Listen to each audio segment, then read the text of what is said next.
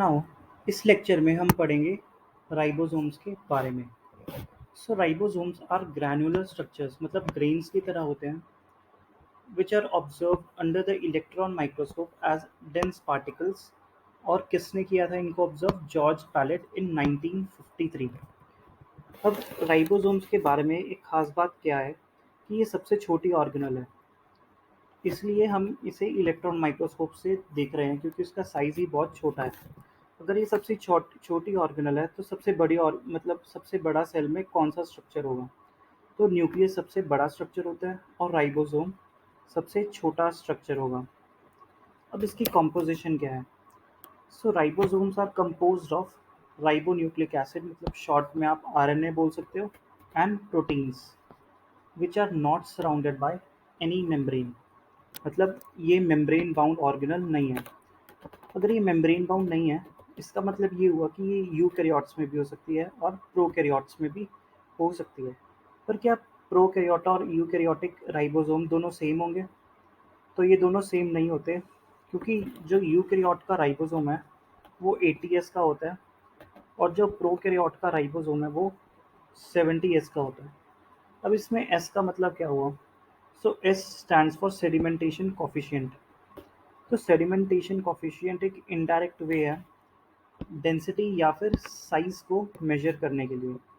इसको आप Svedberg unit भी कहते हैं हम इसको। और जो दोनों 70 और 80S राइबोसोम्स हैं, ये दोनों ही दो सब यूनिट से बने हुए हैं। जैसे 70S वाले के दो सब यूनिट्स हैं 50 और 30S, और 80S वाले के दो यूनिट्स हैं 60 और 40S। तो आप ये याद भी कर सकते हो। उसके बाद इसके डायग्राम में हमें दिया हुआ है, जैसे कि ये एक राइबोसोम है, इसमें आप देख रहे हो ये फर्स्ट इसका सब यूनिट है और ये सेकंड। तो फर्स्ट हमारा लार्ज सब यूनिट दिया हुआ है हमें, और सेकंड वाला इसका स्मॉल सब यूनिट दिया हुआ है। तो राइबोसोम के बारे में हमें इतना ही दिया हुआ है। उसके बाद हमारा स्ट्रक्चर आता है cytoskeleton. So cytoskeleton is an elaborate network of filamentous. ये इंपॉर्टेंट है कि ये प्रोटीनेशियस स्ट्रक्चर है, मतलब प्रोटीन्स के बने होंगे इसके जो भी फाइबर्स हैं,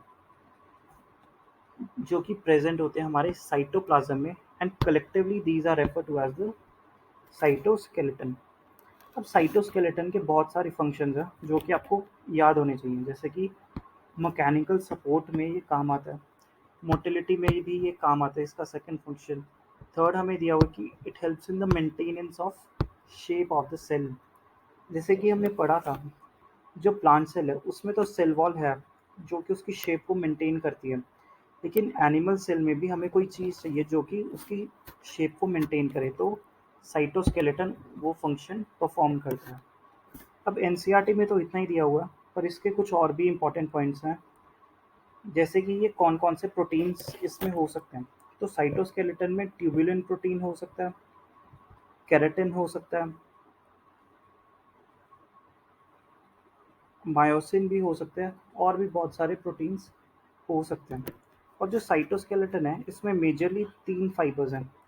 पहला फाइबर आ जाएगा हमारे पास माइक्रोट्यूब्यूल्स, सेकंड पे आ जाएगा माइक्रोफिलामेंट्स, और थर्ड नंबर पे हमारे पास आ जाएगा इंटरमीडिएट फिलामेंट्स।